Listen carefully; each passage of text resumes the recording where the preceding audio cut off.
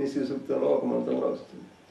నా వాక్కుకు సత్యమును పొందుతును గాక అనగా నా వాక్కు సత్యమవు గాక అని శ్రీసూక్త మంత్రంలో ఒక చోట ఉన్నది కనుక దాని యొక్క రూపాంతరమే సరస్వతి. అతని వాక్కు పరిశుద్ధమై నిత్య సత్యమై అతనికి వాక్సిద్ధి ఏర్పడుతుంది. శ్రీ శ్రీ అనగా శ్రయణం. శ్రయణం అంటే లక్ష్మీదేవి ఎవరిని ఆశ్రయించుతుంది? విష్ణుమూర్తి. తదంఘ్రి భజనే లక్ష్మీ అని నవవేద భక్తులలో భగవంతుని పాదాశ్రయణమునకు లక్ష్మిని ఉదాహరణంగా చెప్తారు. కాబట్టి భగవంతుని యందు ఈ శ్రీసూక్త పారాయణ చేసిన వానికి భక్తి ఏర్పడుతుంది. లక్ష్మీ శుభలక్షణాలు కలిగి ప్రకాశించుతూ ఉంటాడు. వరలక్ష్మీశ్చ కోరిన వరములన్నీ అతనికి లక్ష్మీదేవి లభింపజేస్తూ ఉంటుంది. ప్రసన్నా మమ సర్వదా. ప్రసన్నా అని దీర్ఘం ఉచ్చరించాలి. లక్ష్మీ దేవత స్త్రీలింగంలో ఉన్నది కాబట్టి ఈ రోజుల్లో ప్రసన్నా అని దీర్ఘాన్ని ఉచ్చరించటంలా.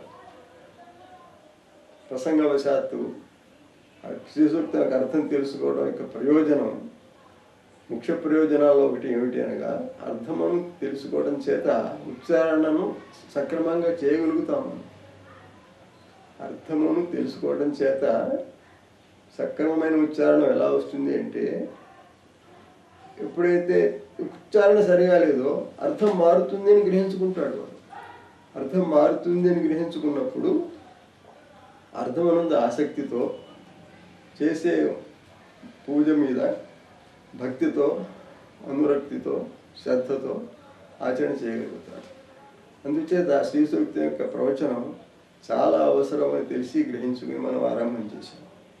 లక్ష్మీం క్షీరసముద్రరాజతనయాం శ్రీరంగధామేశ్వరీం దాసీభూత సమస్తదేవనతాం లోకైకదీపాంకురాం శ్రీమన్మందకటాక్షలబ్ధ విభవ బ్రహ్మేంద్ర గంగాధరాం తాం తాయిరోక్య కుటుంబినీం సరసజాం వందే ముకుంద ప్రియాం.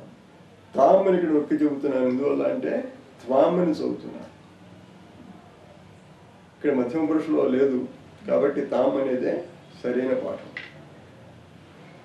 ఇలాగే అక్కడక్కడ ఈ 15 మంత్రములు మనం వ్యాఖ్యానం చేయబోతున్నప్పుడు ఉచ్చారణ సరిగా లేని కారణం చేత అర్థభేదం ఎలా వస్తున్నది, దానిలో వచ్చిన నష్టం ఏమిటి మనం చెప్పుకోబోతున్నాం. ఈ సందర్భంలో అగ్నిదేవతకును లక్ష్మికిని సంబంధాన్ని మనం చెప్పుకోబోతున్నామని చెప్పా కదా.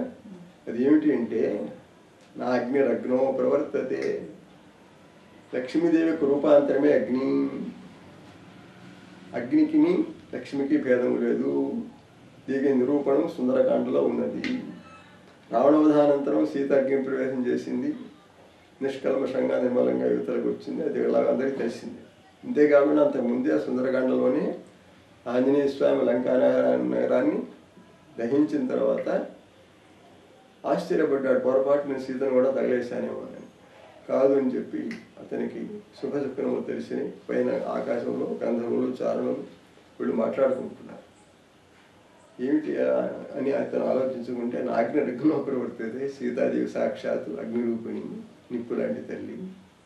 అగ్ని ఎక్కడైనా అగ్నిని తగలబెడుతుందా? అలా కాదు సుమా అని చెప్పారు.